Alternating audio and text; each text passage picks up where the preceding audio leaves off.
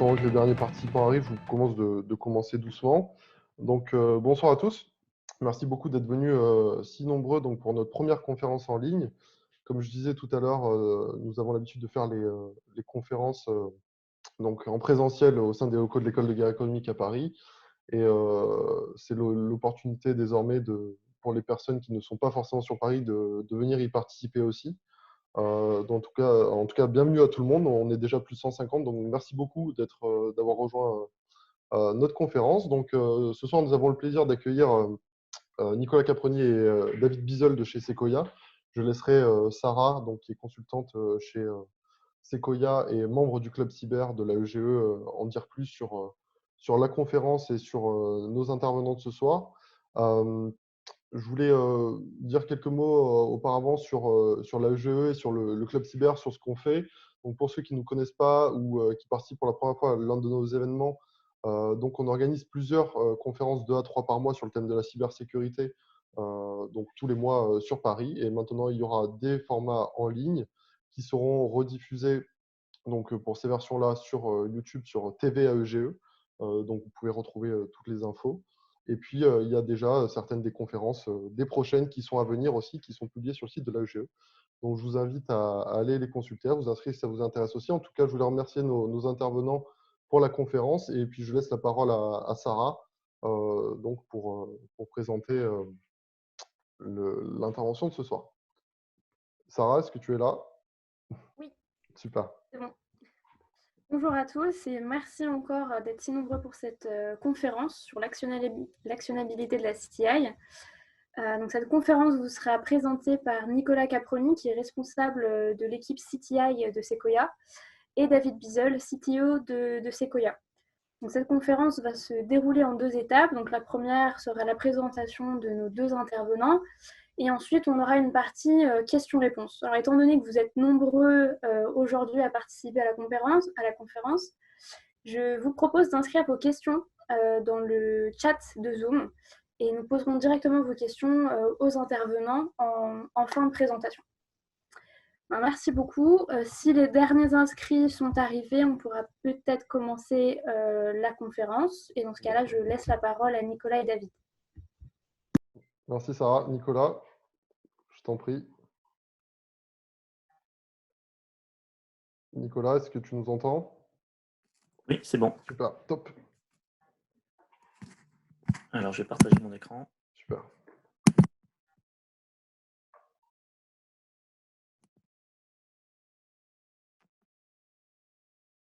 C'est bon pour vous? Top, merci. Ben, je vais peut-être déjà donner la main à David qui va commencer et enchaîner sur les premières slides. Merci beaucoup. J'avais le son coupé, je ne pouvais pas. Merci beaucoup pour l'introduction et merci de nous laisser l'opportunité effectivement de présenter un thème qui nous tient à cœur, qui parle effectivement de threat intelligence actionnable. Donc on va balayer ça avec Nicolas. Nicolas effectivement est responsable de la threat intel chez Sequoia et moi je m'occupe de la direction technique chez Sequoia. On passe au slide suivant du coup, Nicolas.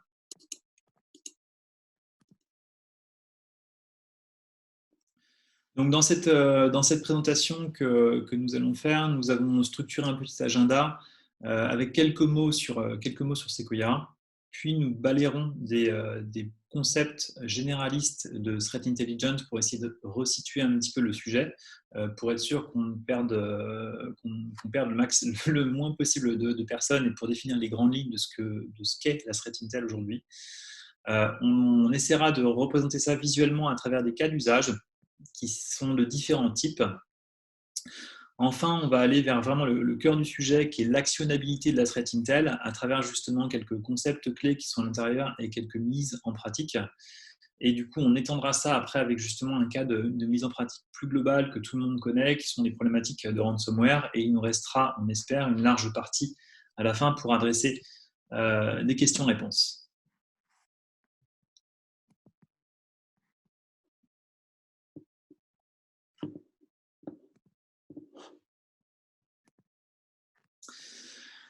Donc, Sequoia, aujourd'hui, c'est une société qui existe depuis 2008, exclusivement focalisée sur des sujets de cybersécurité. On a un angle d'approche qui est très marqué expertise, ce qui se voit un petit peu dans notre organigramme interne. Vous avez un petit peu ici la structure de Sequoia, avec un CERT qui représente la moitié des équipes en interne. Et le CERT embarque toutes nos capacités d'expertise à l'intérieur, notamment l'équipe de Threat Intel, qui chez nous, on va dire, est en articulation justement avec toutes les autres équipes pour apporter le maximum et irriguer la Threat Intel à travers tous les départements. Du coup, dans nos offres, on va décliner 2 types de sujets. D'un côté, sur la gauche, vous allez avoir tous les services professionnels très orientés expertise. Et de l'autre, sur la droite, vous avez une nouvelle offre produit qu'on a lancée l'année dernière qui s'appelle Sequoia.io, qui est une plateforme de cyberdéfense et qui reprend, des thématiques clés qui sont celles de la réalité de l'expertise qu'on adresse chez Sequoia pour traiter au mieux les sujets threat intelligence, réponse sur incident, problématiques de détection. Nicolas, du coup, on va passer au slide d'après.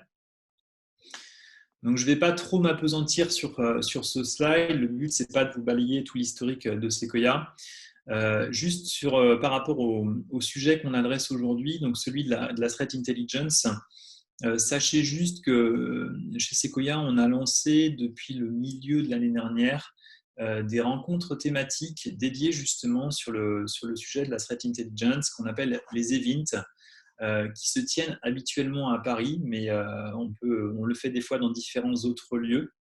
Les events permettent de fédérer et de regrouper différentes personnes intéressées par la threat intel, sachant qu'on n'est pas sectaire, on ne veut pas adresser que des hyper techniques ou au contraire des hyper fonctionnels. Le but, c'est vraiment d'ouvrir les portes à tout type de profils et tout type de personnes qui sont intéressées par ces sujets pour avoir justement le maximum d'échanges et le maximum d'interactions. Et des interactions multiples, on va dire, naissent souvent de la valeur, et c'est ce qui nous intéresse. Autre point que je veux également mentionner, c'est que depuis le début de la crise, Sequoia a ouvert, s'est porté candidate normalement pour pouvoir supporter la crise à travers ce qu'on peut faire, c'est-à-dire l'ouverture de nos solutions, de nos services. Et donc, on participe à la mobilisation numérique pour le Covid-19 en adressant certains services gratuitement à certaines organisations plus sensibles. Voilà, on a différents types de publications, notamment certaines qui aujourd'hui adressent le terrain de la threat intel. Je vous invite à consulter le site de Sequoia. Certaines d'entre elles sont gratuites, donc très facilement accessibles. Si vous êtes intéressé par ça, ça permet d'avoir de la matière pour vous tenir au courant de certains sujets. Il y a des formes et des formats qui sont plutôt sympathiques. Et juste en bas, c'est toute la dynamique, on va dire, des récompenses qu'on a obtenues à travers justement les regards qui se posent sur Sequoia.io, nouvelle façon d'aborder la threat intelligence pour les besoins de cyberdéfense. Voilà pour ce slide. Et je laisse la parole à Nicolas qui va enchaîner sur la définition de la threat intelligence telle qu'on l'entend. Merci David. Et merci à Jérôme et Sarah pour l'organisation de cet événement et nous permettre de parler un petit peu de CTI. Donc pour commencer, déjà définir un petit peu la Cyber Threat Intelligence, comme on l'appelle. En français, on parle aussi de renseignements sur les cybermenaces. Donc il y a beaucoup de définitions de la CTI qui circulent, parce que ça regroupe beaucoup de concepts et de thématiques différentes. Donc je vais essayer de faire simple et vous donner un petit peu la vision telle qu'on l'a chez Sequoia. Donc ça va être vraiment de connaître et comprendre les menaces et surtout les adversaires qui se cachent derrière ces menaces. Parce que finalement, on parle beaucoup de menaces, de cybermenaces, mais c'est loin d'être virtuel, dans le sens où ce n'est pas des machines, des robots qui nous attaquent, mais c'est bien des êtres humains qui sont derrière, des organisations étatiques, des mafias, des services de renseignement. Voilà, il y a vraiment beaucoup d'acteurs de la cybermenace.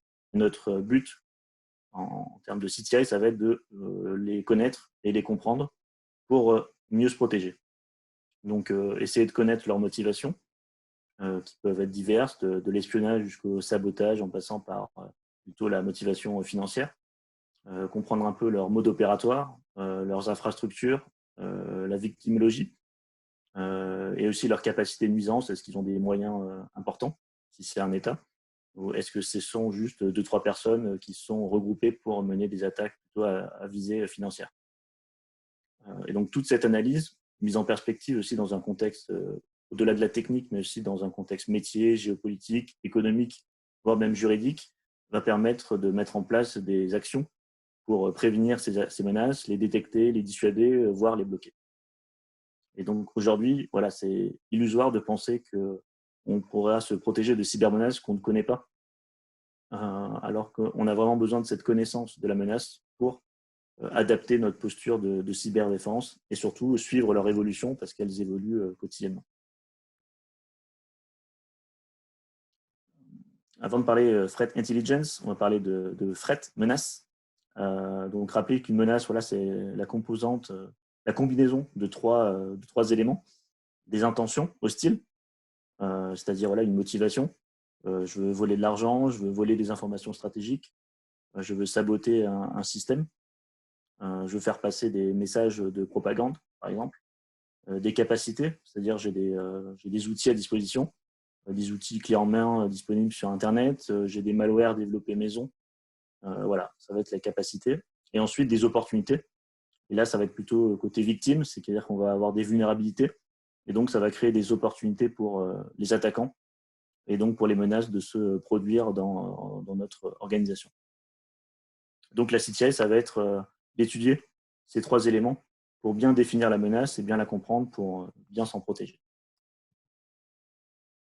Ensuite, intelligence, donc quand on parle d'intelligence dans le sens renseignement en français, donc c'est évidemment un process, c'est aussi un cycle que vous connaissez peut-être bien, surtout je pense personne de l'EGE. Donc vraiment, on se place là dans un cycle qui peut être aussi adapté à la threat intelligence. Donc on va retrouver des étapes classiques d'orientation, collecte, traitement des données, analyse et production et diffusion et feedback. Pour aller un peu plus dans le détail, l'orientation, c'est important parce que finalement, on peut faire de la CTI pour faire de la CTI, ça ne sert pas à grand-chose. Par contre, si on a des pistes données par des décideurs, par notre équipe opérationnelle, par le RSSI, ça va aider à rechercher les bonnes informations pour se protéger contre les bonnes menaces. La collecte des données, donc en CTI, ça va être assez large. On va faire beaucoup de sources ouvertes, récupérer beaucoup d'articles, de rapports et d'éléments qui sont accessibles assez gratuitement ou en payant sur Internet pour avoir des informations sur des menaces, des attaquants, des malwares. On va devoir ensuite traiter, structurer. Donc nous, chez Sequoia, on structure tout ça dans un langage qui s'appelle STIX. Donc David reviendra là-dessus sur la partie actionnabilité. On va aussi enrichir ces données pour les contextualiser, qu'elles soient facilement ensuite opérationnalisables dans un contexte de cybersécurité. L'analyse et la production, c'est la phase la plus intéressante et la plus compliquée, c'est de se dire avec toutes les données que j'ai collectées, qu'est-ce que j'en fais? Est-ce que j'en fais un rapport? Est-ce que je fais des fichiers Excel d'indicateurs de compromission? Qu'est-ce que je vais faire de toutes ces données? Et ensuite, à qui je le diffuse? On ne va pas diffuser la même information à un RSSI qu'à un analyste du SOC. Et ensuite, une phase qui est souvent oubliée, c'est le feedback. C'est-à-dire, voilà, on a partagé du renseignement sur une menace, qu'il soit technique ou stratégique. Est-ce que ça a servi à notre client, notre bénéficiaire en interne? Donc, par exemple, si on se passe dans le point de vue opérationnel d'un SOC qui aurait détecté un incident grâce à de la CTI, le fait de l'avoir détecté, c'est une information très importante pour enrichir ensuite la base de CTI, ou alors si c'est un faux positif, pour là aussi améliorer la collecte d'informations et améliorer l'analyse. La finalité vraiment de la CTI, si on veut vraiment être très concret, pour nous, c'est vraiment améliorer le niveau de sécurité. Et en ça, la CTI, c'est vraiment un outil d'aide à la prise de décision stratégique et également tout ce qui est opérationnel, donc pour vraiment améliorer le niveau de cybersécurité. Donc là, j'ai mis une petite phrase qui vient d'un éditeur de plateforme de CTI, Fred Quotient. voilà, qui résumait que la CTI, c'était un process et pas un feed. Donc un feed, c'est plutôt un flux d'informations techniques. C'est pour montrer que voilà, la CTI, c'est pas juste de la technique, juste des indicateurs, des IP, des URL, des haches de fichiers, mais c'est vraiment un process. Mais on verra après que c'est également pas un produit, mais des produits pour diffuser cette CTI. Donc, je ne sais pas si vous connaissez la Pyramid of Pain. Donc, c'est un chercheur américain en cybersécurité, David Bianco, qui l'avait inventé pour un petit peu représenter tout ce qui était intéressant pour un défenseur à retrouver et qui pourrait ensuite embêter l'attaquant si on les découvrait et qu'on les mettait en détection ou si on arrivait à les bloquer. Donc, c'est vraiment un exemple d'informations qui peuvent nous intéresser en tant qu'analyste CTI. Donc, ça va des empreintes cryptographiques, donc des haches de fichiers, des adresses IP, des choses très techniques, jusqu'à l'identité, finalement, qui va être le Graal à obtenir, c'est-à-dire d'essayer d'attribuer une attaque à une personne ou une organisation. Donc, même si ce n'est pas la priorité, en tant que nous, organisation privée, on ne fait pas forcément d'attribution. Mais voilà, pour d'autres services qui font de la CTI, ça peut être intéressant. Nous, on va aller jusqu'au TTP, c'est-à-dire essayer de vraiment décrypter les modes opératoires des attaquants pour bien comprendre comment voilà, ils se faufilent dans nos réseaux et comment ils exfiltrent ou sabotent nos systèmes. Il n'y a pas une seule CTI, donc il y a plusieurs niveaux de CTI. Donc, vous entendez sûrement parler de CTI stratégiques, opérationnelles et techniques. Donc, elles sont très complémentaires et se nourrissent l'une de l'autre. C'est-à-dire, par exemple, tout ce qui est opérationnel, on va parler plutôt là de tout ce qui est mode opératoire des attaquants. La partie stratégique va être plutôt là dédiée aux décideurs, d'avoir un panorama des menaces de son secteur d'activité, par exemple. Et tout ça va pouvoir ensuite être décliné dans une CTI technique pour, par exemple, détecter ou investiguer sur des menaces. Donc, il ne faut pas opposer les différents niveaux de CTI. Finalement, une bonne équipe CTI, c'est vraiment une équipe pluridisciplinaire qui peut adresser un petit peu tous les sujets, des sujets très techniques jusqu'à des sujets très stratégiques. Donc, comme je le disais tout à l'heure, la CTI, c'est un process, mais c'est aussi des produits. C'est-à-dire qu'il va falloir diffuser cette information et on va la diffuser différemment, que ce soit de la CTI stratégique, opérationnelle ou technique. Donc, sur la partie stratégique, on pense souvent à des rapports ou des tableaux de bord qui vont être plutôt destinés à de la lecture pour des décideurs ou pour des managers, voire même pour n'importe quel employé pour faire de la sensibilisation. La CTI opérationnelle va être plutôt là dans l'analyse des modes opératoires. Donc, ça va plutôt intéresser les CERT, les équipes CERT de réponse sur incident ou les équipes un peu plus opérationnelles des directions informatiques. Donc là, on va avoir des vues un peu plus différentes. Et ensuite, la CTI technique, là, ça va être dédié même à des machines.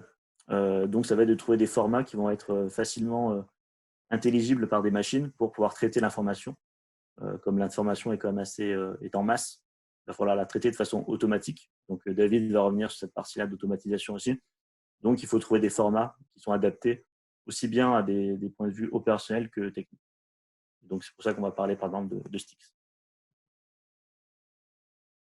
Donc, ça, c'est un exemple aussi d'une société Dragos de CTI. CTI dédié à tout ce qui est sécurité des systèmes industriels. Donc, qui montre bien que voilà, la même information en CTI peut être vraiment diffusée de façon différente selon la cible que l'on veut atteindre. On peut en faire un rapport technique, juste un rapport bref pour la direction, faire des alertes pour des clients ou pour les employés, et voilà, avoir aussi un format vraiment technique dédié aux machines et aux outils de sécurité.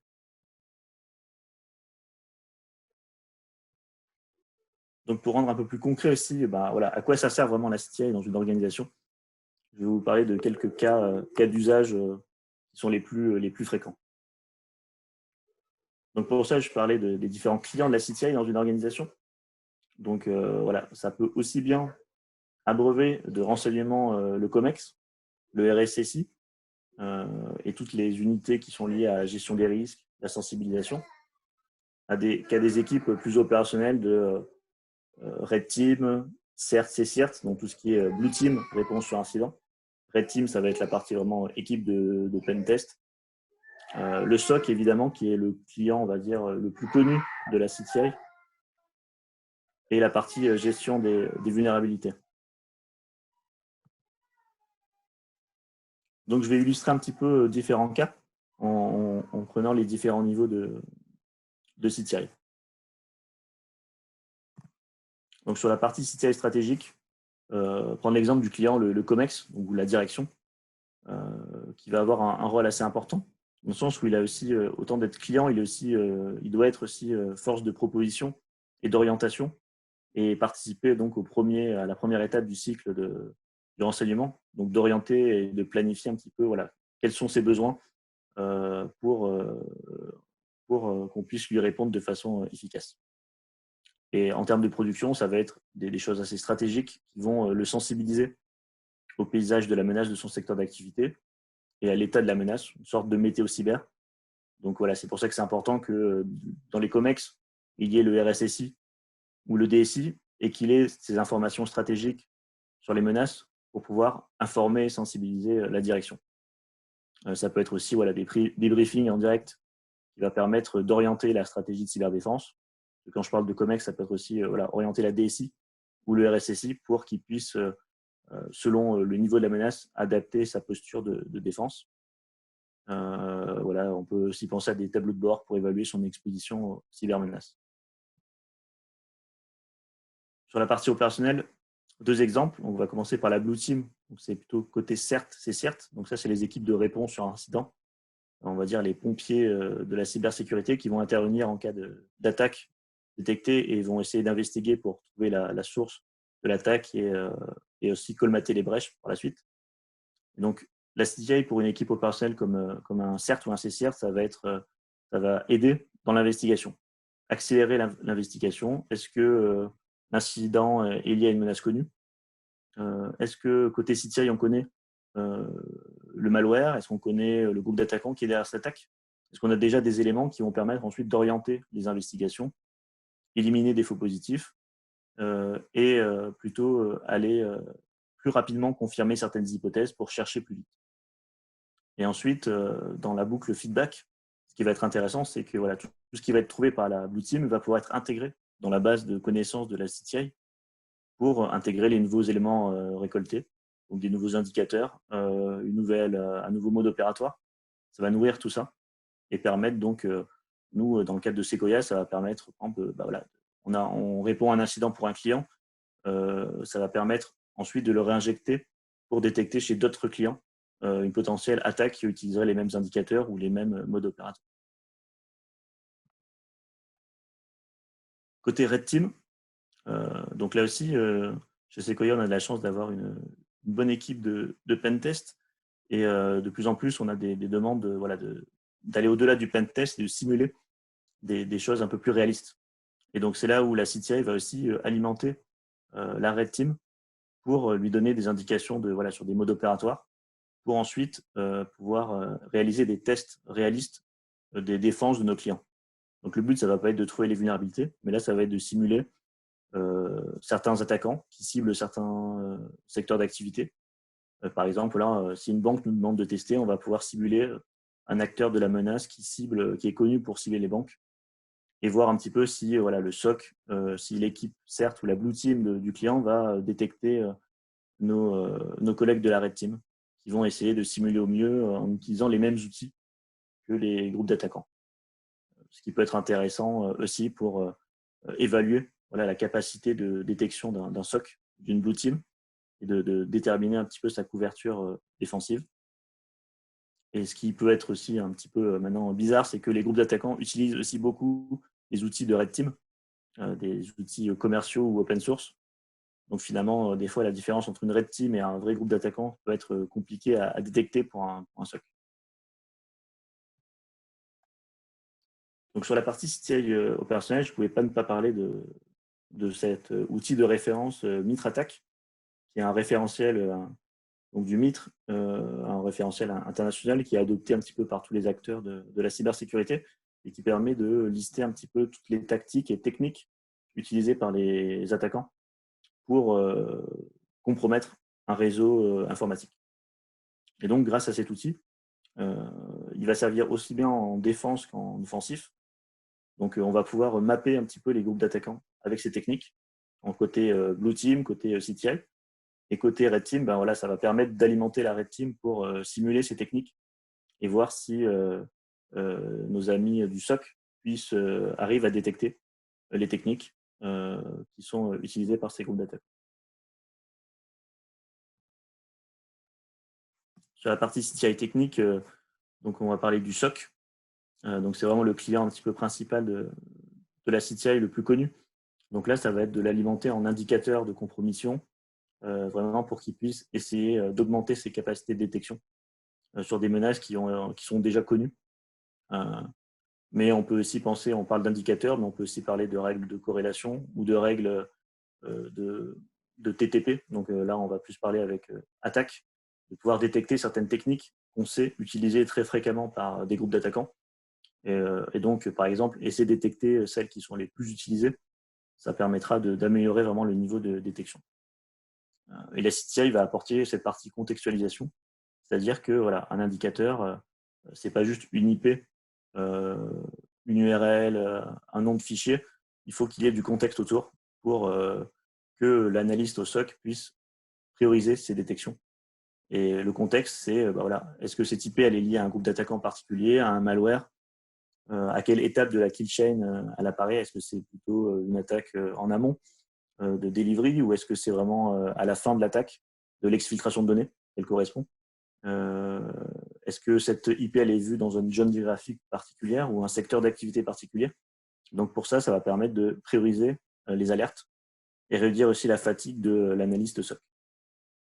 Et évidemment, en boucle feedback, toutes les détections réalisées grâce à de la CTI nous permettent d'enrichir la base de CTI et ça va fournir voilà, des données terrain réalistes et améliorer la connaissance de la menace pour l'équipe CTI. Et je vais laisser la main à David pour la suite de la présentation.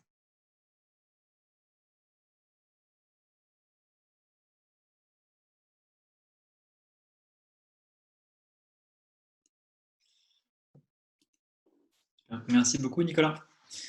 Donc, effectivement, si on parle de rendre la threat intel actionnable, quand on dit ça, normalement, on forme une phrase consistant à dire qu'on veut aller vers l'actionnabilité. Vouloir aller vers, ça veut dire qu'on prend un chemin. Prendre un chemin, ça veut dire qu'il y a la notion de direction et il y a la notion de point de passage.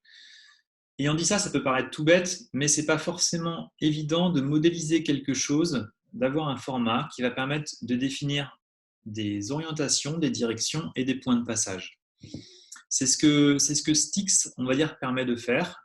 Stix, c'est un format qui a été inventé au départ comme étant une idée d'universitaire dans les années 2010 aux États-Unis et qui a été inventé pour essayer de corriger des difficultés que la threat intelligence d'avant avait pour justement faire des liens entre différentes choses. Donc Stix est vraiment basé sur la relation entre objets.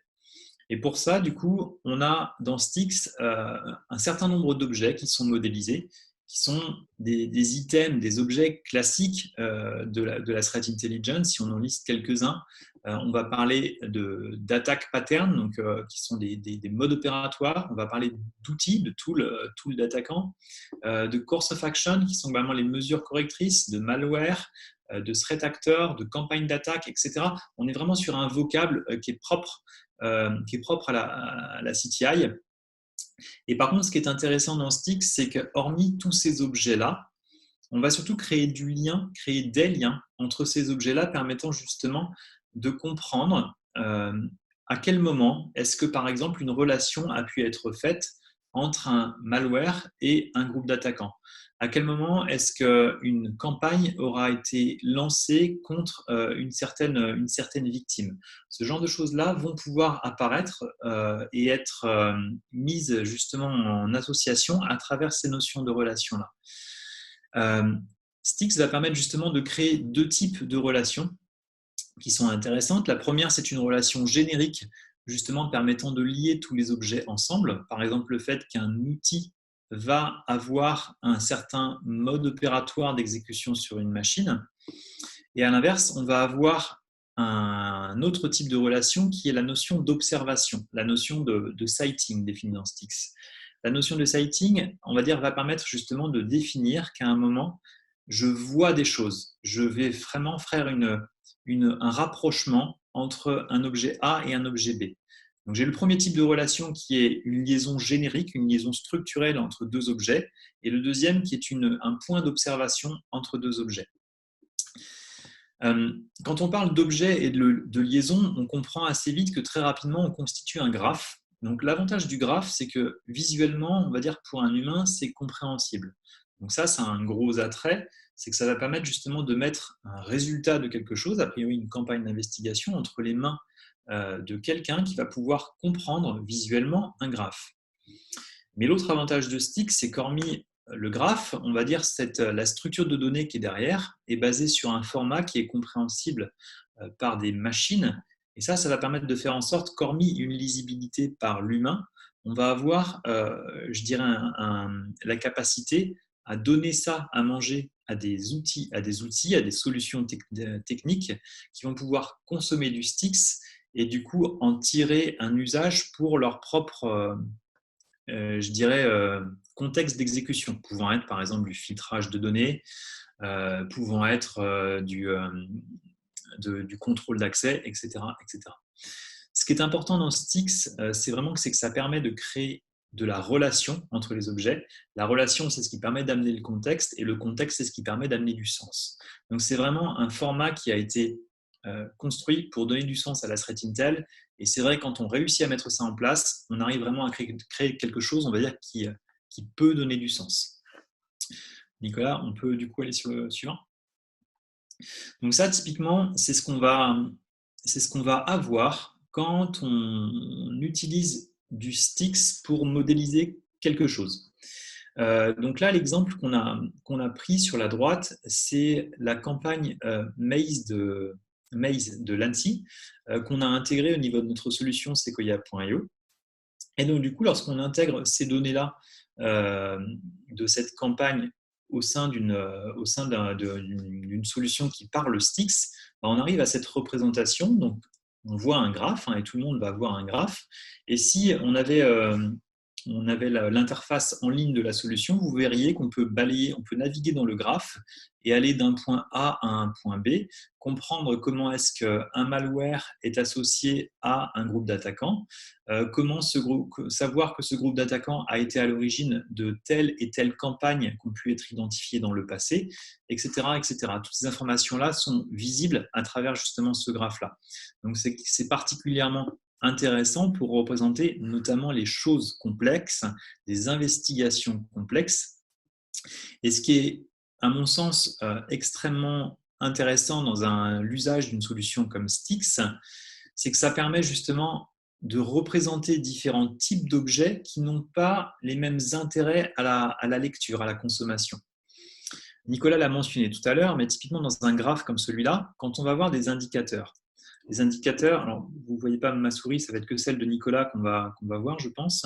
Mais Nicolas, si tu veux présenter justement les focus sur les indicateurs, ça va notamment être des objets très techniques qui vont permettre, par exemple, de détecter des choses. Donc, les indicateurs, c'est associé à la threat intel technique et ça peut servir à des acteurs comme des populations SOC. Et ces indicateurs, on va dire, vont par exemple pouvoir être associés à des outils qui vont avoir un certain mode opératoire, ce qu'on va appeler des TTP, Tactics, Technique and Procedure.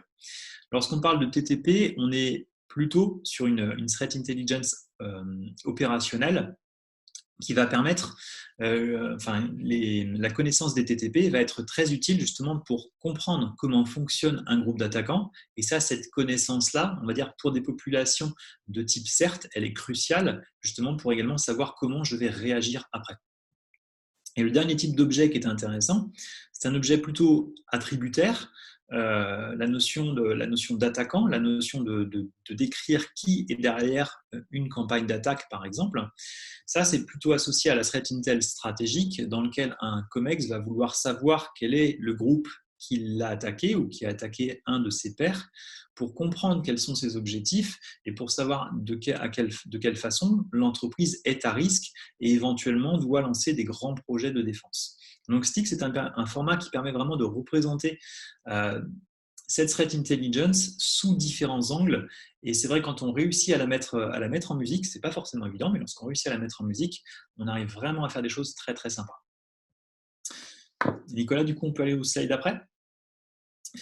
Donc, on a dit qu'il s'agissait d'aller vers l'actionnabilité de la threat intelligence. Donc, le aller vers, c'est ce qu'on a vu à travers justement Styx, qui permet de créer ces relations et ces chemins d'accès. Et quand on parle d'actionnabilité, ça veut dire qu'à la fin, on a une prise de décision, on est capable de lancer des actions. Si je dis lancer des actions, ça veut dire que je sais ce que je dois faire. Donc j'ai une question simple qui se pose à moi, c'est vraiment qu'est-ce que je dois faire pour résoudre un problème. Donc j'ai 2 blocs, là encore, et à travers ces 2 blocs-là, si je me cale dans la façon de penser Styx, je peux avoir une réponse toute simple consistant à dire je vais avoir un type d'objet qui est dédié à la réponse, qui s'appelle les course of action, qui va être là pour répondre à une problématique qui, là, en l'occurrence, peut être un malware. Donc, j'ai une liaison toute simple qui s'établit entre un nœud de type course of action et un nœud de type malware pour justement adresser le problème. Sauf dans la décision que je vais pouvoir ou devoir prendre, on va dire, face à ce code malveillant, on peut imaginer pas mal de choses. Et ça, c'est la réalité des activités opérationnelles des équipes sécurité. On peut imaginer un plan d'action qui passe par de la prise de décision humaine ou une question à demander à une personne. Imaginons mon début d'investigation forensique commence à poser des questions à mon interlocuteur concerné. C'est vraiment une interaction humaine, ce n'est pas technique. Je peux également faire appel à une référence, à une méthodologie interne qui va être propre à l'entreprise et qui n'est du coup pas définissable dans un outil du marché. Je peux avoir une action extrêmement technique, comme par exemple vouloir faire bloquer une adresse IP par un firewall. Je peux avoir un enchaînement d'actions, comme vouloir faire bloquer une adresse IP par un firewall et en même temps mettre l'adresse MAC de la machine concernée sur un VLAN de quarantaine, par exemple. Et je peux aussi faire tout ça, faire des mélanges entre des actions humaines et des actions techniques. Sauf que du coup, comment je réussis à modéliser ça, on va dire dans un plan d'action? Aujourd'hui, ce n'est pas si simple. Et pour l'instant, on va dire, les initiatives, on va dire, où la réalité est encore un petit peu artisanale.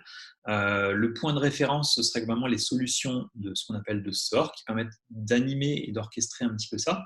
Mais on va voir justement dans le slide d'après, Nicolas, qu'on a également quelques formats qui arrivent et qui nous permettent de voir les choses différemment. Donc, à ce niveau-là, on liste 2 standards qui sont aujourd'hui sur des étages pas encore finalisés. L'un d'entre eux est un appel est ouvert à commentaires et l'un d'entre eux, on va dire, est encore en édition. Donc, ce sont par contre des standards qui sont extrêmement prometteurs pour aller vers l'actionnabilité de la threat intel. Le premier d'entre eux s'appelle Cacao. Cacao, c'est Course of Automated Course of Action for Operations, et ça va permettre de structurer des plans d'action.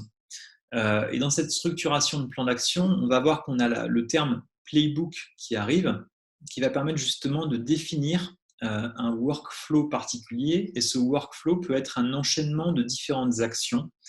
Et là, du coup, quand j'ai dit ça, on comprend bien que ces différentes actions vont être de type multiple, comme ce qu'on a vu dans le slide d'avant, et on va pouvoir mélanger des actions qui vont pouvoir être de type très technique et des actions qui vont pouvoir être de type plutôt déclaratif ou de type plutôt question-réponse. Et on peut avoir un workflow qui mélange tout ça.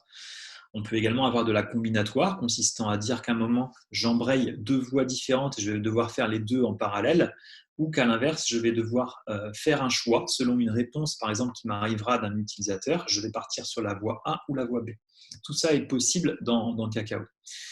Et au sein même de ces playbooks-là, de cette possibilité de playbook, je vais avoir la capacité de définir des actions très techniques.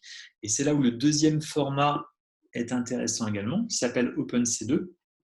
OpenC2 est un mécanisme pour définir des actions atomiques à l'échelle de la cybersécurité.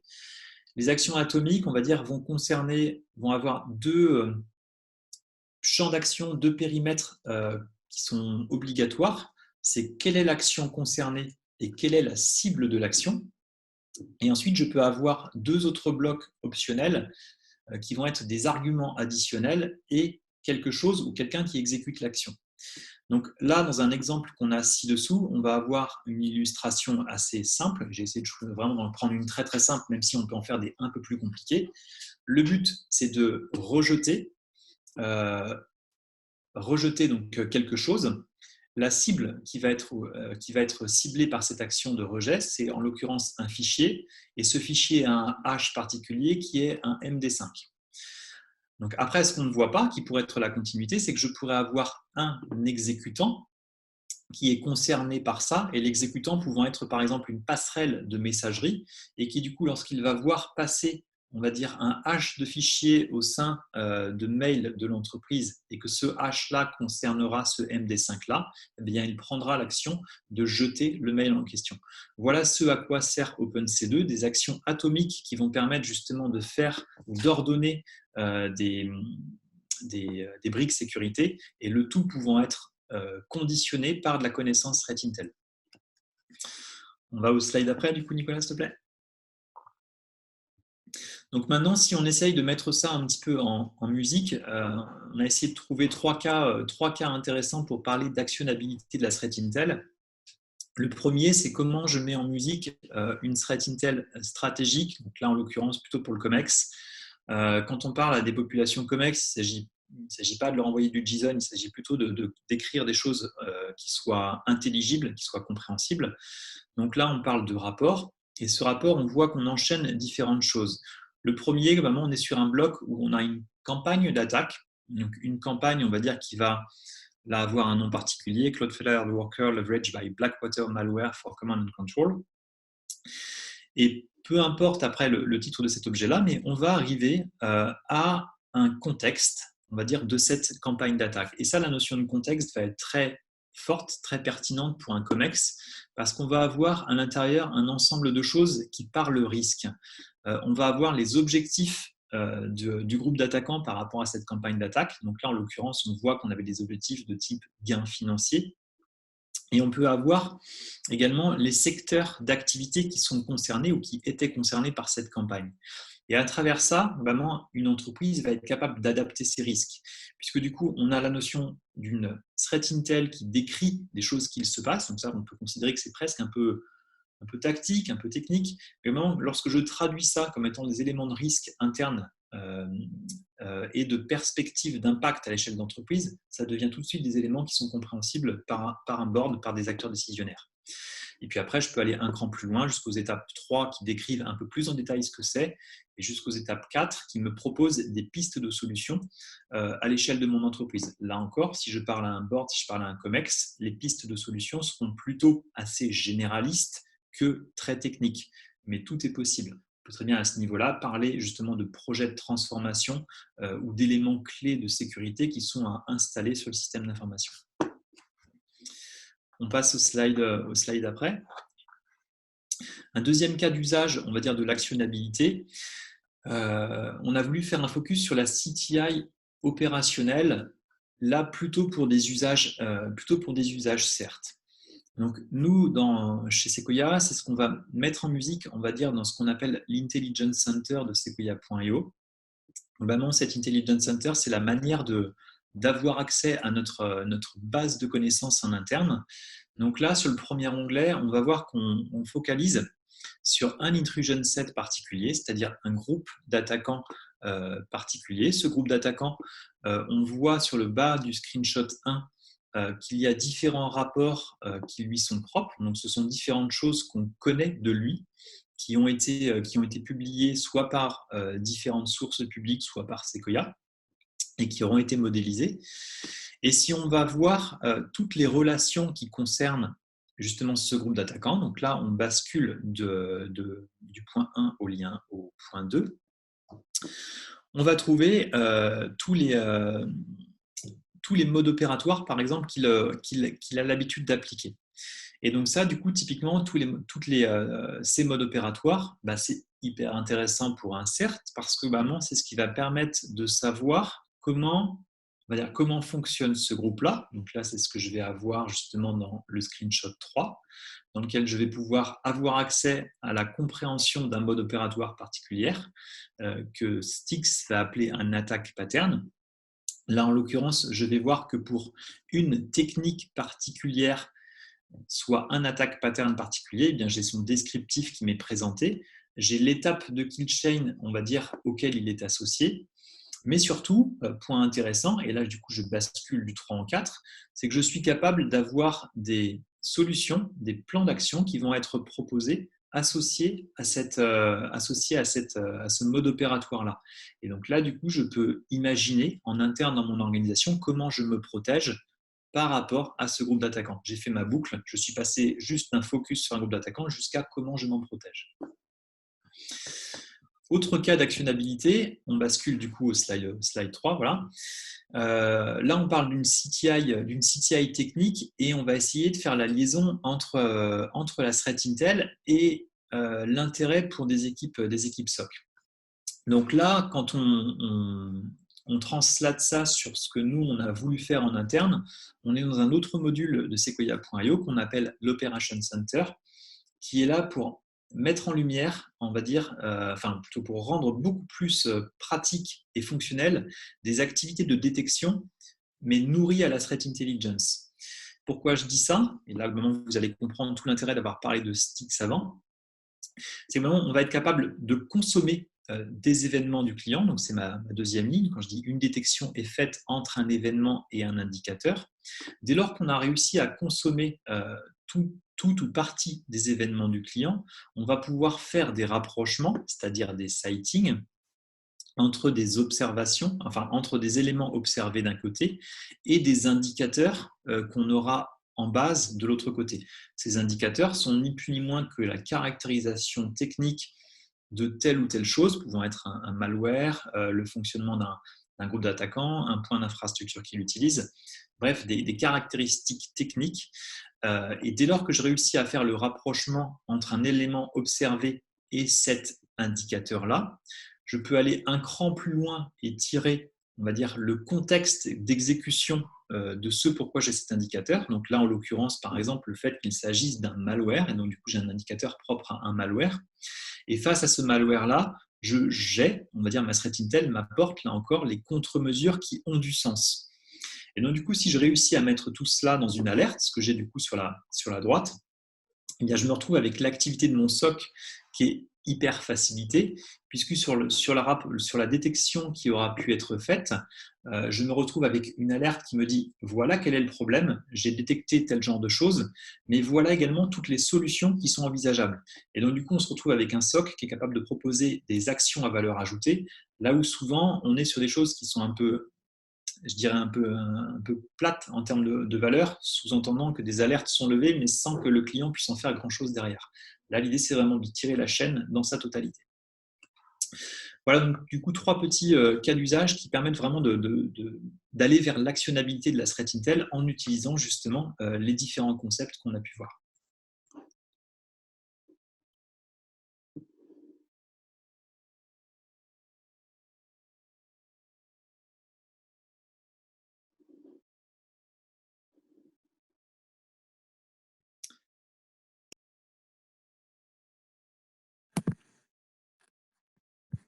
Merci David. Je vais enchaîner sur la dernière partie. Vous m'entendez? Oui, très bien. Donc le but, c'est de faire un petit cas pratique avec une menace, un peu la menace du moment, les ransomware. Une menace qui semble parfois connue, mais qui a beaucoup évolué ces dernières années et qui est revenue un petit peu en force depuis 2018-2019. Et on va voir comment la CTI, appliquée vraiment à tous ces niveaux stratégiques, techniques ou personnels, vont permettre de pouvoir de contrer au mieux ces menaces. Donc, comme je le disais, le paysage des ransomware a évolué. Je vais le détailler un peu plus tard dans la présentation. Donc vraiment, avant, on partait d'adversaires qui étaient assez, on va dire, limités au point de vue technique ou moyen, alors que maintenant, ils adoptent des modes opératoires et des techniques qui pouvaient laisser penser d'être utilisés seulement par des APT, donc plutôt pour des acteurs, on va dire, dédiés au cyberespionnage, étatique ou non, par le passé. Donc, la meilleure approche pour contrer ces nouvelles menaces, ça va être voilà, de comprendre les motivations, les modes opératoires, les outils et les infrastructures de ces adversaires qui exploitent des ransomware. Et donc, je voulais vous montrer un petit peu comment la CTI, de façon actionnable, va pouvoir aider à ce niveau-là. Donc, première étape, ça va être voilà, connaître et faire connaître la menace. Donc, connaître la menace, ça va être déjà faire de la veille sur tous ces sujets. Donc, ça veut dire essayer de surveiller toutes les victimes, tous les nouveaux ransomware qui sortent, et il y en a vraiment tous les jours. Des nouvelles victimes, de nouveaux ransomware qui apparaissent ou disparaissent. Donc tout ça, ça va être important de pouvoir le capitaliser pour ensuite mener des analyses, mais aussi directement de le diffuser auprès des dirigeants, de la direction, de la DSI, des employés pour sensibiliser. Donc ça peut être des rapports, comme nous on peut faire avec nos rapports, envoyer tous les jours un rapport sur une nouvelle menace. Et en ce moment, c'est vrai qu'il y a beaucoup de choses autour des ransomware. De le capitaliser, comme le disait David, dans notre base de connaissances, de dire voilà, si on capitalise tous les jours sur toutes les victimes, sur tous les nouveaux ransomware, sur toutes les nouvelles techniques utilisées par les groupes qui exploitent des ransomware, ça va nous permettre ensuite de mener des analyses intéressantes pour améliorer notre détection et notre protection face à ces menaces.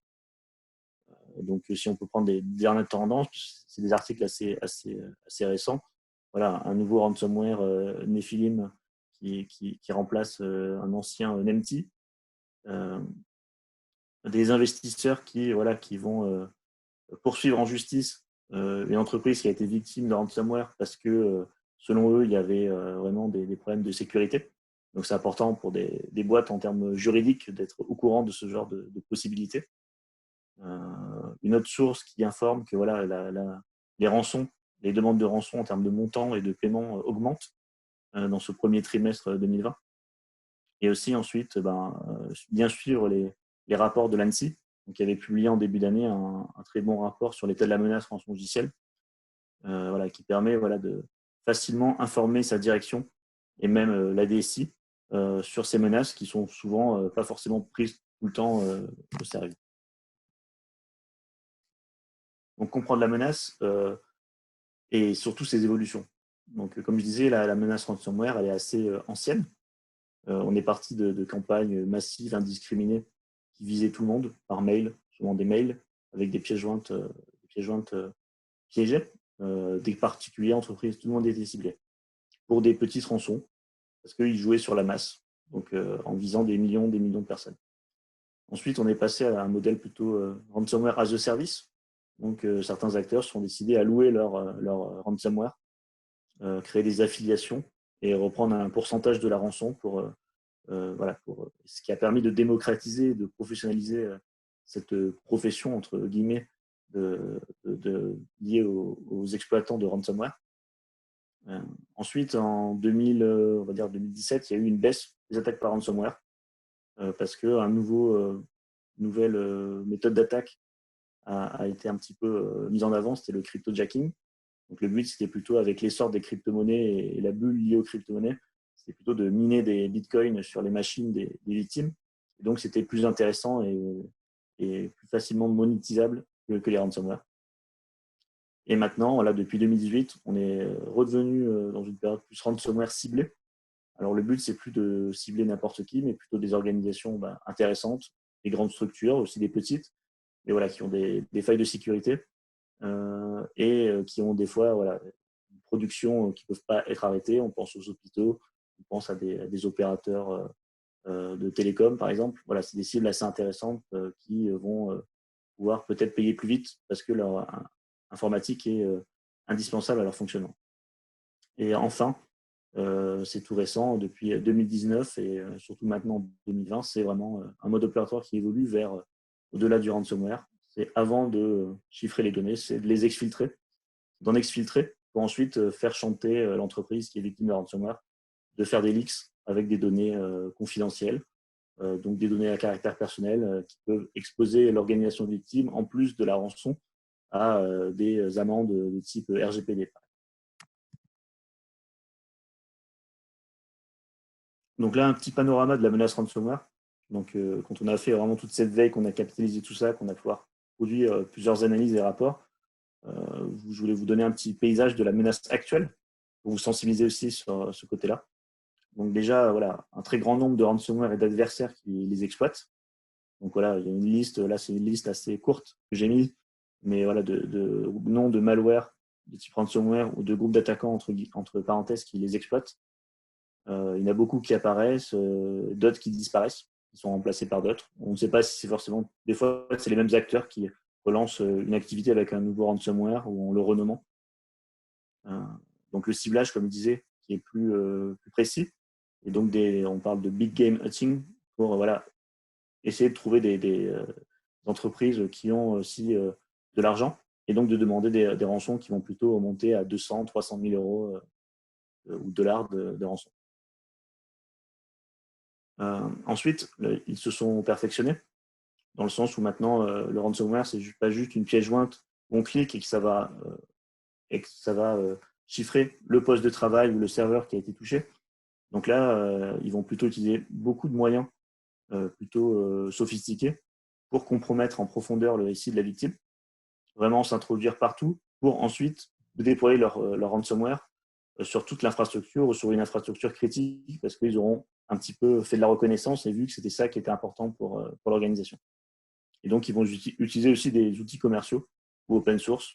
Donc, on pense à PowerShell Empire ou Cobalt Strike, qui sont des outils qui sont plutôt utilisés par des pen testers à l'origine, mais qui sont maintenant repris à leur compte par des groupes cybercriminels. Les vecteurs d'intrusion. Alors avant, je parlais de mail, et maintenant, c'est beaucoup plus diversifié et opportuniste. Ça va du phishing, donc pour déployer un premier malware qui va permettre de prendre le contrôle de la machine et ensuite se déployer un peu partout. Ça peut être des accès RDP, donc qui permettent d'accéder depuis Internet à une machine, ce qui ne devrait pas être le cas, qui sont mal sécurisés ou qui sont des fois achetés sur les black markets. Des vulnérabilités connues sur des systèmes de VPN ou d'autres systèmes exposés sur Internet, mais qui n'ont pas été corrigés par les entreprises et donc qui sont des vecteurs d'intrusion pour ces acteurs. Drive-by download, c'est-à-dire qu'ils vont… des fois, il suffit de naviguer sur une page web pour être contaminé si son PC n'est pas mis à jour, son navigateur n'est pas forcément mis à jour. Et donc là aussi, c'est un vecteur connu pour être utilisé par certains groupes. Et ça va même jusqu'à la compromission d'un prestataire ou d'un fournisseur. Par exemple, certains groupes sont spécialisés pour attaquer les MSSP, les infogérants, à qui on délègue notre sécurité ou juste notre gestion de l'informatique. Et qui, donc, on va attaquer ce fournisseur d'informatique pour attaquer tous ses clients plus facilement. Et ensuite, enfin, la partie leaks. Donc là, où le groupe Maze est un petit peu précurseur.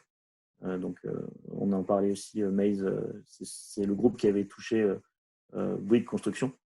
Donc, précurseur du chantage au leaks. Donc, avant de chiffrer les données, il va en exfiltrer certaines ou beaucoup, et ensuite lancer des sites vitrines pour exposer les leaks et essayer de faire chanter, mettre une pression supplémentaire sur les victimes. Et des éléments importants aussi, c'est voilà, après la première compromission, des fois, ça prend juste à 3 à 7 jours pour un adversaire pour déployer la ransomware sur le SI. Et évidemment, ils préfèrent les déployer en dehors des heures de travail, donc le soir et souvent fin de semaine ou début de week-end, pour limiter la réponse des victimes. Donc là, c'est un petit schéma pour un peu synthétiser tout ce que je disais avant, donc, où ça rentre un peu plus dans certaines problématiques techniques, pour montrer que voilà, on pourrait créer une ransomware kill chain pour un petit peu synthétiser toutes les actions et les techniques utilisées par les différents attaquants, et se dire que voilà, grâce à cette modélisation de la menace ransomware, on va pouvoir identifier des choses à corriger et donc des actions pour contrer cette menace. Donc, je ne vais pas forcément rentrer dans le détail. Pour terminer sur ce que je disais au début sur la partie CTI, le but, c'est vraiment d'adapter son dispositif de défense. Donc, grâce à cette analyse, on va pouvoir ensuite mettre des mesures de prévention ou de détection qui vont pouvoir essayer de contrer les différentes techniques utilisées par les attaquants. Donc, par exemple, je parlais des accès RDP mal sécurisés.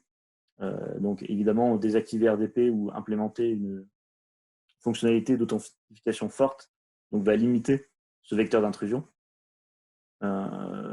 Patcher en priorité certaines vulnérabilités qui sont connues pour être utilisées et exploitées par des attaquants qui déploient des ransomware.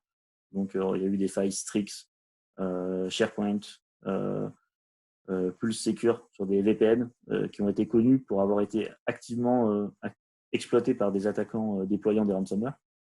Donc, ça donne des indications autant pour le RSSI que pour les équipes opérationnelles pour prioriser un petit peu les actions de cybersécurité. Sur la partie détection, donc là, on en revient un peu plus à ce que disait David.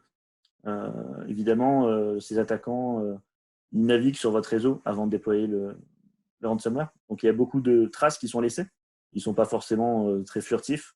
Il suffit alors de surveiller déjà et de mettre en place des systèmes de détection et de surveillance pour pouvoir détecter certains indices qui laissent à penser qu'il y a des choses bizarres qui se passent.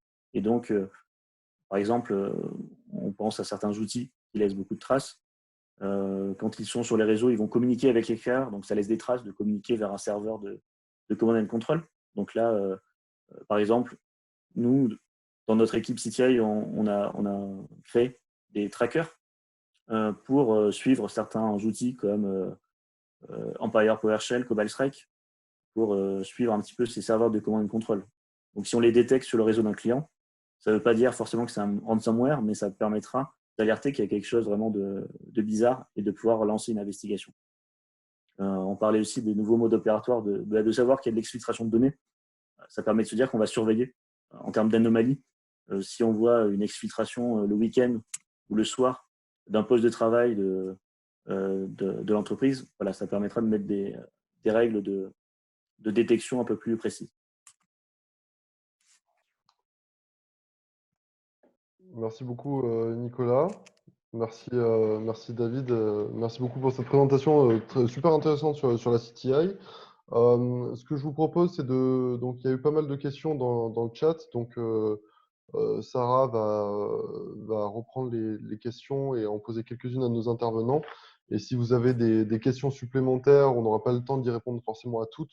Vous avez les contacts donc de Nicolas et David sur la slide qui est affichée, donc je vous invite à les contacter directement par la suite.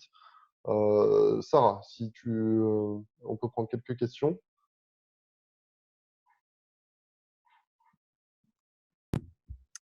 Oui, alors, on avait une première question d'Arnaud. À partir de quand est-il judicieux d'intégrer la CTI dans un service de sécurité d'une entreprise ?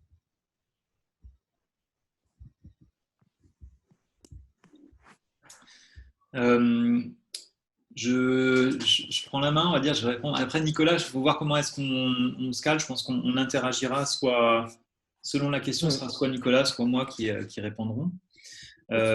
Donc, à partir de quel moment est-il judicieux d'intégrer la CTI dans une entreprise ? Je dirais ma réponse va être un petit peu variable. Ce qu'on a dit, c'est qu'il y a différents types de CTI qui existent. Et certains formats de CTI sont assez faciles d'accès. Lorsqu'on parle justement de choses qui sont de l'ordre de l'explication synthétique de groupes d'attaquants ou d'impact en termes de risque, on va dire sur des business d'entreprise, ça c'est des choses qui peuvent se mettre en place assez facilement sans parler de grosses entreprises, sans parler de gros enjeux d'IT. Voilà, dès lors qu'on a quelqu'un qui est impliqué, concerné et qui a envie d'en savoir plus, ça a du sens. Par contre, effectivement, c'est vrai que quand on va au bout de la chaîne, quand on parle effectivement de vouloir consommer la threat intel en termes de choses hyper techniques, eh bien, il faut globalement être en mesure d'avoir une infrastructure qui saura l'exploiter. Par exemple, si un concept dont on parle beaucoup, la notion de feed, ça a du sens, mais ça a du sens pour certains lorsque derrière, on a les briques qui consolident ce ou ces feeds-là et qu'on sait les exploiter derrière pour en tirer un bénéfice. Sinon, globalement, ça ne servirait à rien. Donc voilà, ça dépend des types de threat intel qu'on cherche à avoir, mais on va dire il y en a un petit peu pour tous les stades de maturité. Très bien, merci pour ta réponse, David. Autre question de M. Simontov. Observez-vous une augmentation d'intérêt pour la CTI suite au Covid-19 ?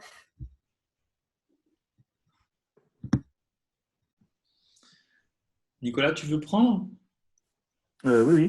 Je ne sais pas s'il y a un intérêt un peu plus fort, mais en tout cas, c'est vrai que ça a permis de refaire parler un petit peu de tout ce qui est menace, et donc qui va concerner la CTI, et de se rendre compte, ça a permis de remettre un petit peu en perspective que voilà, les attaquants vont utiliser l'actualité pour faire cliquer leurs victimes sur des pieds joints, sur des liens malveillants.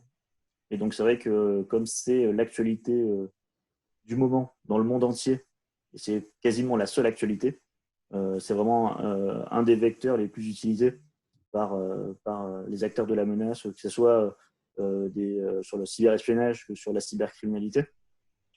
Et donc, clairement, ça a permis aussi de faire émerger certaines initiatives. Là, il y a une coalition de CTI internationale qui s'est créée pour lutter contre ces menaces qui exploitent le Covid-19, dont nous aussi on fait partie chez Sequoia, pour vraiment aider certaines structures, surtout les hôpitaux et les établissements de santé qui sont encore et toujours ciblés, même dans ces périodes difficiles, par des cybercriminels ou des cyberespions.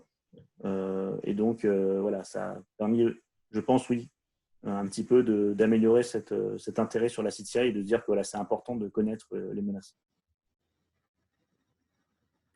Merci Nicolas. Autre question de Valentin. Certains de vos rapports sont-ils publics ? Vas-y Nicolas. Oui. Alors, on a tout ce qui est... on produit un rapport, le WIINT, le Weekly Intelligence Report, toutes les semaines. C'est un rapport hebdomadaire en français. Donc, on peut s'abonner sur le site de Sequoia ou je le partage et Sequoia le partage sur LinkedIn assez facilement. Donc, ça, c'est des productions qui sont gratuites. Ensuite, on a des fois certains Flint, donc c'est plutôt les rapports quotidiens qui sont réservés aux clients, mais qu'on peut aussi des fois mettre en public. Donc, pour la lutte contre les menaces liées au Covid-19, on avait fait 2 Flint gratuits liés à toutes les menaces liées au télétravail et aux menaces qui utilisent le Covid-19 pour se diffuser. Et ensuite, on a un blog dont l'adresse est en bas, où on essaie de partager nos analyses autant sur les process, outils, méthodologies de CTI que sur des analyses sur des groupes d'attaquants, des attaques qui nous semblent intéressantes de partager. Merci. Question d'Ainoub. Peut-on se baser sur les inputs de CTI pour faire des analyses de risque ? Alors, on peut. Ce domaine-là reste encore assez nouveau. Par contre, effectivement, il y a des initiatives assez intéressantes qui peuvent être mises à profit. Lorsqu'on a, je vais revenir sur un petit peu une partie de la présentation. Lorsque je parlais de Styx, je décrivais la liaison entre objets.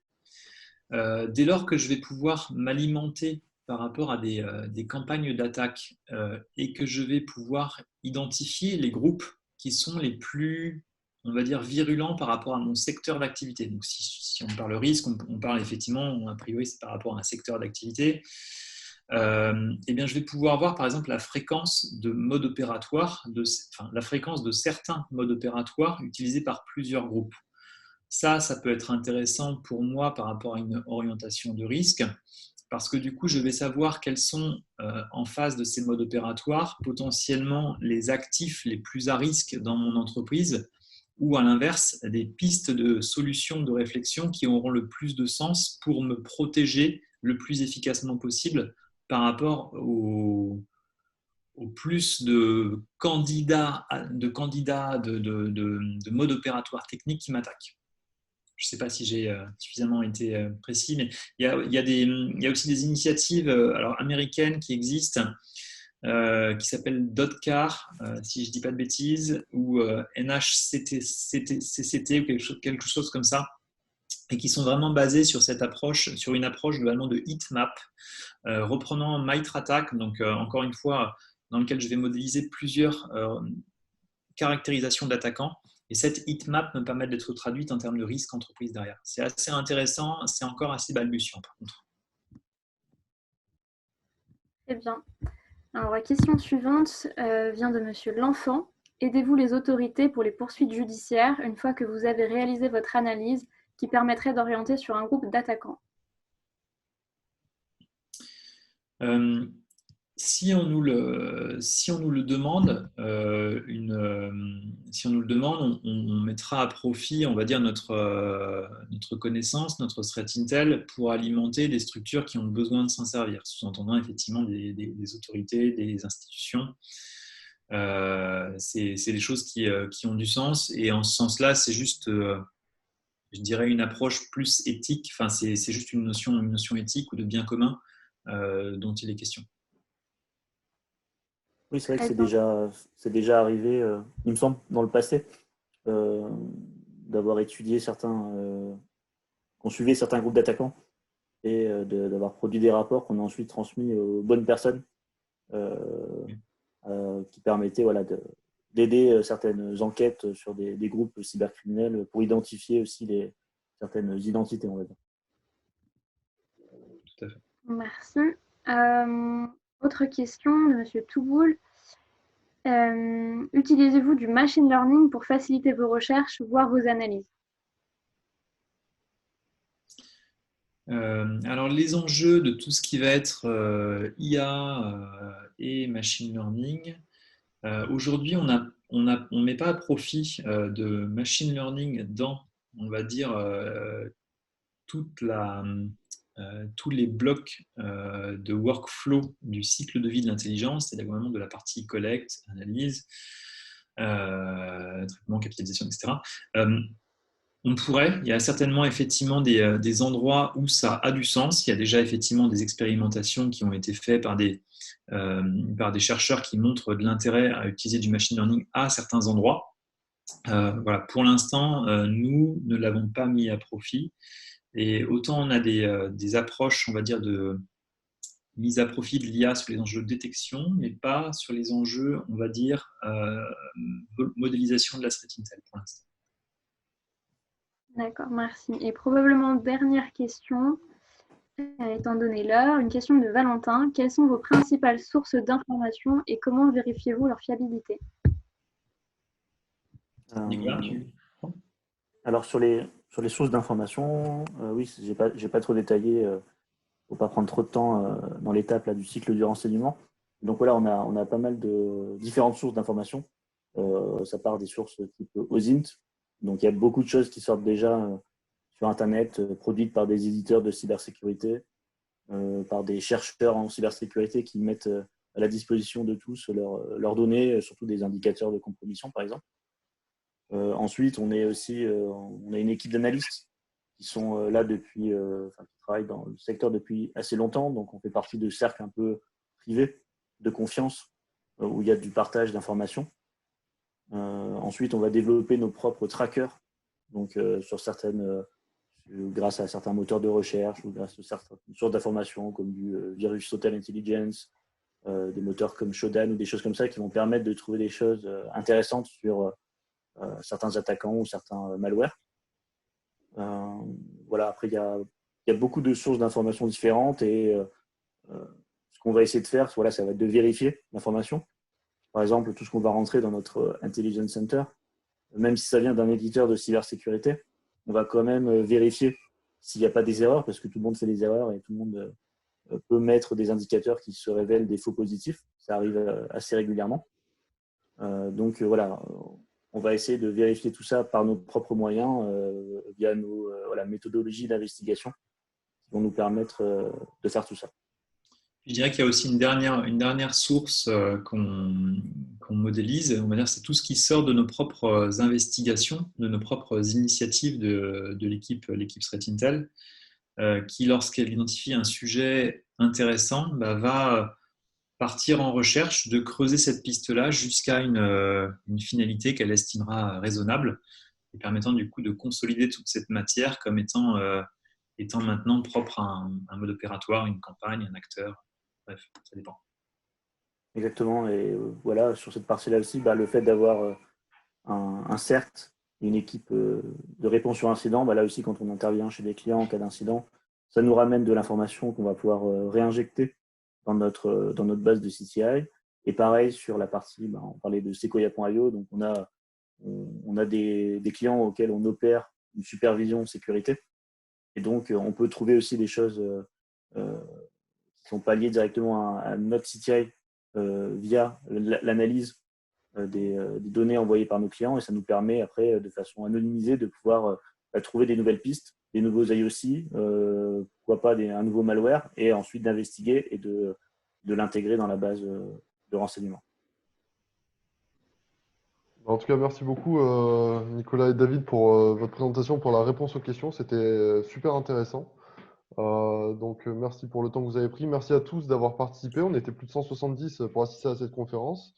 Donc pour clôturer très rapidement, la conférence sera rediffusée donc, sur YouTube, sur TVA-EGE. Vous aurez un compte-rendu écrit aussi qui sera publié sur le portail de l'intelligence économique. Donc je vous invite, pour ceux qui ne le sont pas encore, à vous inscrire à la newsletter. Envoyez-nous simplement un mail à cyber@aege.fr et comme ça, on pourra vous rajouter dans la liste des emails. Il y a les prochaines conférences qui sont déjà disponibles pour celle du mois de mai, celle de juin pas encore, mais elles arriveront par la suite sur la gestion de crise et les ransomware sur le spatial de défense. Donc, je vous invite à vous inscrire si ça vous intéresse. Pour les professionnels qui sont parmi nous, donc nous avons de nombreux étudiants à l'école de guerre économique qui suivent des parcours, comme on le voit, qui sont très proches de la cybersécurité. Donc, pour toutes les offres d'emploi que vous souhaiteriez aussi faire passer à nos étudiants, n'hésitez pas à nous les transmettre à cyber@aegeo.fr.